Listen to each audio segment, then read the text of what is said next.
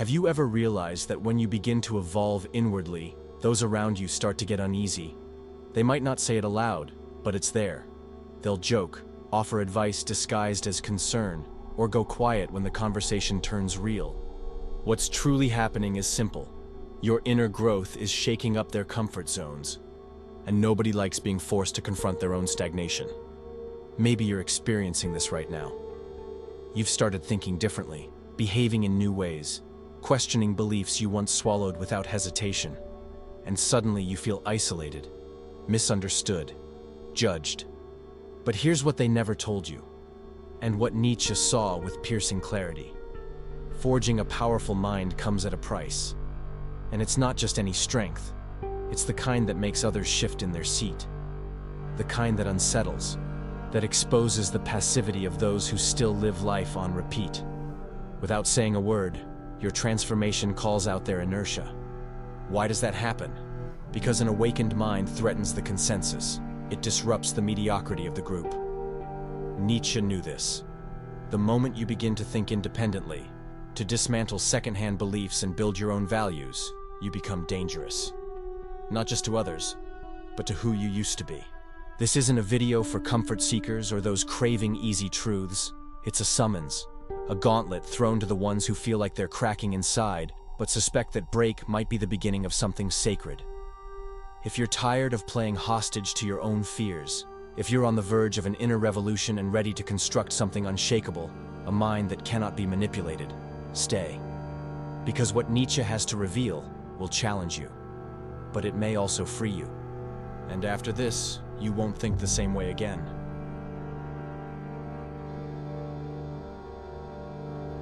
Nietzsche wasn't just a philosopher. He was a kind of psychological surgeon, someone who had the nerve to peer into the void of existence and not only stare it down, but dive into it. And it's precisely within that abyss, inside the mental chaos most people avoid, that he unearthed the core of authentic strength. Because for Nietzsche, it's not serenity, stability, or control that transform a person. It's the pain, the plunge, the disarray. He once wrote, "One must still have chaos in oneself to be able to give birth to a dancing star." That's not some poetic exaggeration. It's a precise psychological diagnosis. In other words, if you want to forge a mind that doesn't crack under pressure, you have to let go of the childish fantasy that it will come from comfort, daily mantras, or superficial self-help tricks. Real strength is born when you stare suffering in the face and refuse to run. When you stop asking life to go easy on you and start demanding to become someone who can handle the fire. Think back. When did you truly grow? Was it during times of calm and certainty? Or was it when everything fell apart? When you were lost, shattered, rebuilding yourself with trembling hands and nothing but grit? Nietzsche didn't glorify suffering, but he also didn't hide from it. He saw it as a crucible, a refining fire. And when you shift your relationship with discomfort, failure, or loneliness, something rare starts to form. A spirit that cannot be subdued. That's exactly why people start to react to you. Not because you're causing harm, but because you've stopped recoiling from chaos and now walk right through it. While others crave predictability, you're constructing something extraordinary. But to do that, you must break violently from everything you've been taught about what it means to be strong. Because real strength isn't about being cheerful all the time. It isn't about pretending to be calm or having socially approved emotions. Strength is surviving what should have destroyed you and emerging more dangerous than before.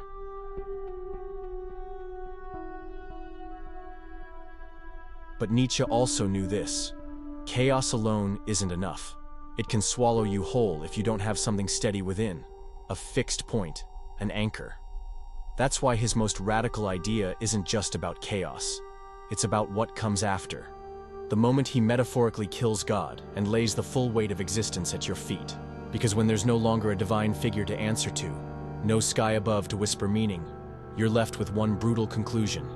If the universe is to mean anything, that meaning must be forged inside you. And that's where it all begins. When Nietzsche declared, "God is dead," it wasn't triumph. It was a funeral, a warning. And one most people still don't understand. He wasn't mocking faith. He was demolishing a fantasy that someone else is in charge, that there's a script, a grand purpose written from the outside, relieving you of the burden of authorship. But when that illusion dies, so does the comfort of blaming fate. That's terrifying, because it's much easier to believe that pain is part of some divine lesson, that loss has a cosmic reason, that someone, somewhere, will redeem your suffering. Nietzsche tore off that veil with merciless clarity. He looked into the eyes of mankind and said, "You're on your own. No prefabricated purpose. No divine safety net. You are both the question and the answer." And this is where the construction of a powerful mind really begins. Because most crumble at this realization. They freeze when they understand there's no master plan, no one to blame, no instructions. But those who stand firm in that void begin to forge something unshakable. Nietzsche throws you into the abyss, not to destroy you, but to force you to build wings, to create values instead of inherit them, to surpass yourself rather than obey. It's the beginning of brutal autonomy. And with it comes a new burden. Everything rests on your shoulders now. There's no forgiveness waiting, no savior on the horizon. Either you rise or you disappear. But here's the paradox. The very freedom that petrifies you is also your greatest weapon.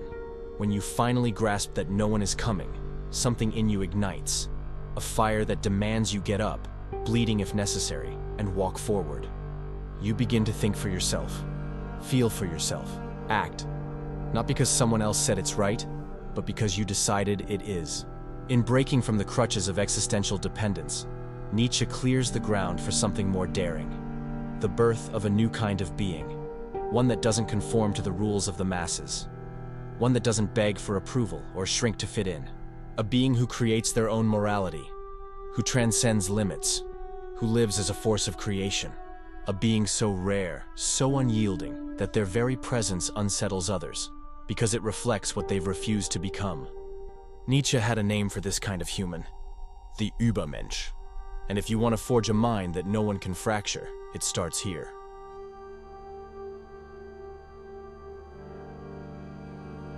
Nietzsche wasn't interested in humanity evolving slowly through comfort. He didn't trust progress that came from obedience.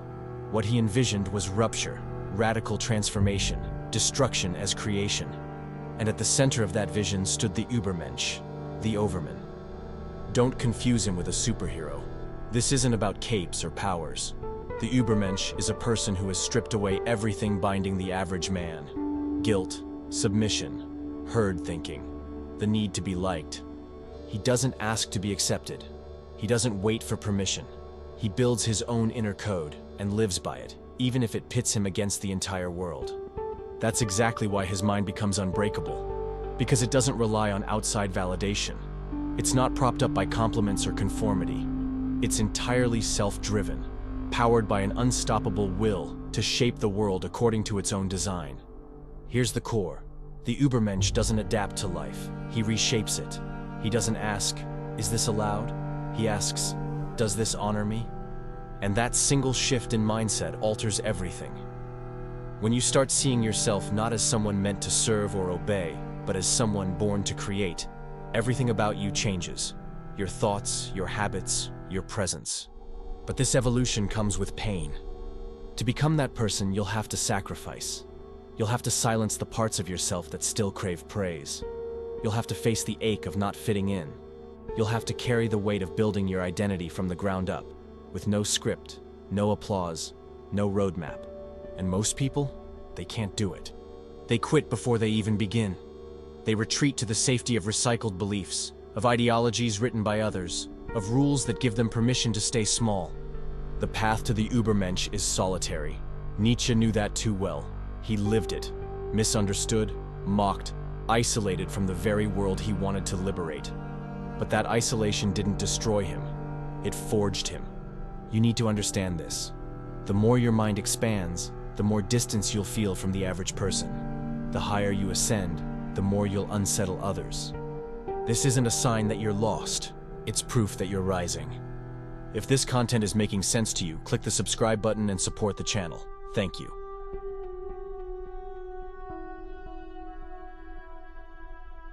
Becoming the Übermensch isn't a polished or glamorous path.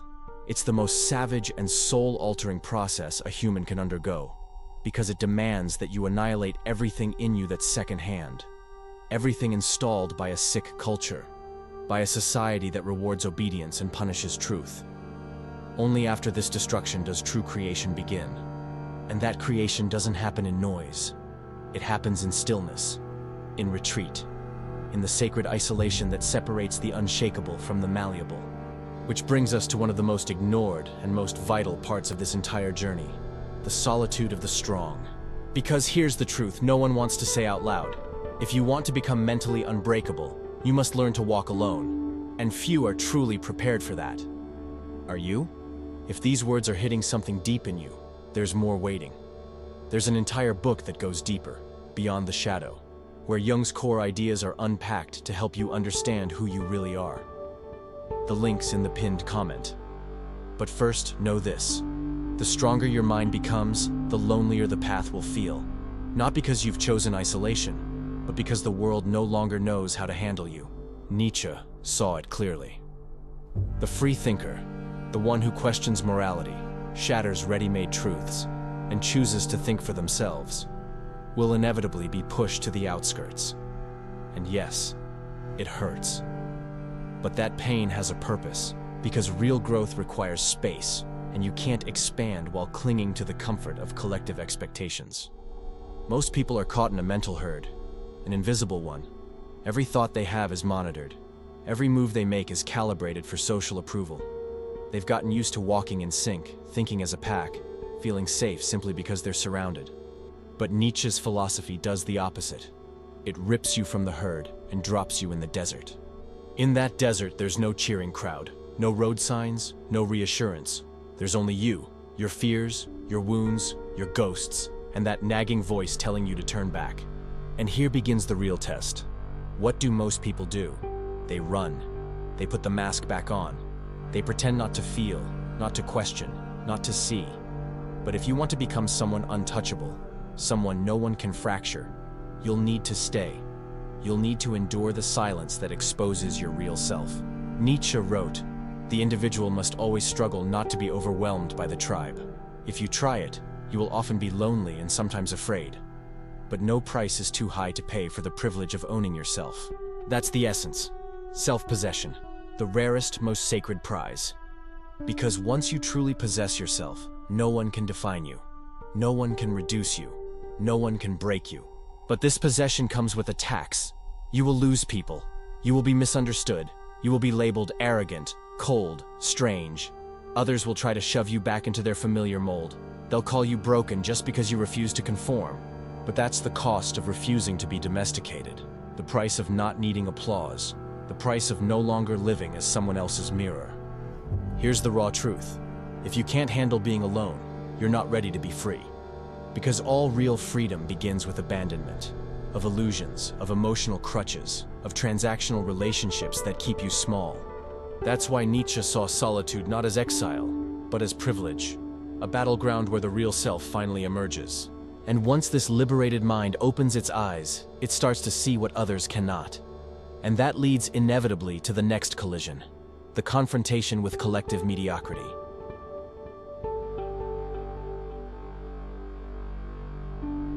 Because once you begin to rise, to truly think, to stand apart, mediocrity notices, and it doesn't sit still.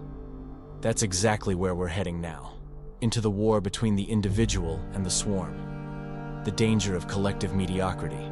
The world doesn't go after those who blend in. It targets the ones who dare to stand out. Nietzsche wasn't haunted by dictators or tyrants. What truly disturbed him was something far more insidious. The quiet poison of social conformity. The slow suffocation of brilliance by groupthink. The subtle enforcement of sameness disguised as morality. He called it out. Real tyranny doesn't always come from the top. It rises from the sides, from the masses, from the everyday people around you who pressure you to stay small so they won't have to grow. And this is exactly what happens the moment you begin to sharpen your mind, harden your spirit, and embody clarity. Your mere existence makes people squirm. You disrupt them just by breathing differently. Not because you're doing harm, but because you're doing something rare. You're breaking the mold, and society loathes mold breakers. The average cannot tolerate the exceptional. Because in the presence of real power, Mediocrity sees itself reflected for what it is, a lie dressed in comfort. Nietzsche had a word for this inversion of truth: slave morality. It's a moral system created by those who couldn't reach greatness, so they flipped the rules instead. Strength becomes arrogance, ambition is framed as selfishness, independence labeled as emotional coldness, and suddenly everything admirable is rebranded as shameful. But don't be fooled. This isn't compassion, it's resentment. The weak don't want guidance, they want the strong to fall. So the moment you start freeing yourself, they'll try to pull you down. Sometimes they'll attack you head on. Sometimes they'll use glances, silence, sarcasm. It's subtle, but the message is clear. Fall back in line. You're making us feel small, and you are, simply by being unapologetically yourself. Nietzsche knew that most people exist in a haze of guilt, fear, and obedience. And anyone who threatens that structure, anyone who chooses clarity over conformity, will be treated as a problem. But mediocrity doesn't crush you with brute force. It crushes you with consensus, with numbers, with repetition. It will whisper doubts into your mind. It'll make you question your clarity.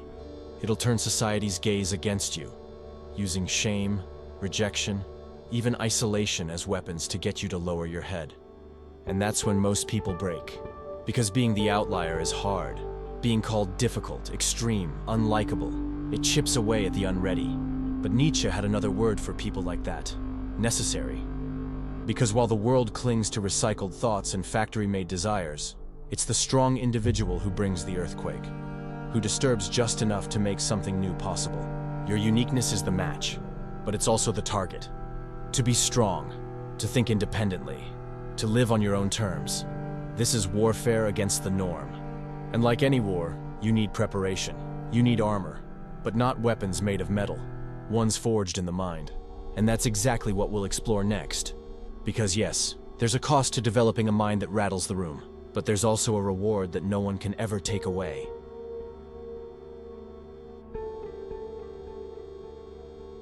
If you've made it this far, you're already different. Most people would have clicked away at the first hard truth. They would have shut this down the moment it stopped massaging their ego. They would have turned back at the first taste of discomfort. But you're still here, and that tells me something. You're not here to be entertained. You're here because something inside you is stirring, shifting, evolving. This video isn't just an idea. It's a threshold, a test. A spark for those willing to let go of the soft illusion and stare raw reality in the face. Because let's be clear, building a mind that people fear isn't a lifestyle trend. It's a sacrifice. You're going to lose things. You'll lose friendships that were built on shallow ground. You'll lose opportunities that demand you dim your light. You'll lose the capacity to settle for small. But what you gain, it's something sacred. You gain integrity, a clarity that can't be shaken. A presence that speaks before you do. You'll begin to notice the sleepwalking masses and realize your awareness unnerves them. Your firmness unsettles them. Your absence echoes louder than their entire presence. This kind of power doesn't come from outside. It's not taught in tidy chapters. It's not printed on mugs or found in morning routines. It's carved from the marrow of your soul, in the sleepless nights where no one's watching, in the crossroads no one else can choose for you. It's the outcome of a brutal war between who you were and who you're becoming. And here's the secret most never hear. The strongest people you'll ever meet, they didn't win. They're still fighting, still shedding skin, still standing when every excuse begged them to fold. Nietzsche didn't write to be followed.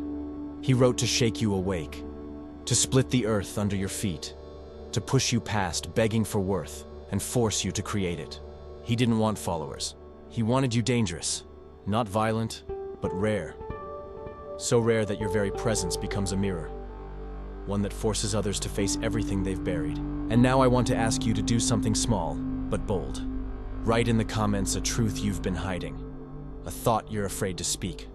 An idea that makes you feel like a freak, but that feels undeniably you. This is part of the work. Stepping out of the cave, speaking the unspoken, declaring, not with anger but with certainty, that you won't shrink anymore. And if this video lit a fire in you, don't stop here. There's another video waiting, one that goes even deeper. And if you're still with me, still reading, then you already know. You're not here by accident. You're here because something inside you has already begun. And while that may feel terrifying, it's also the beginning of real freedom. You are not behind. You are ahead. And that, my friend, will always scare the world. But it will also set you free.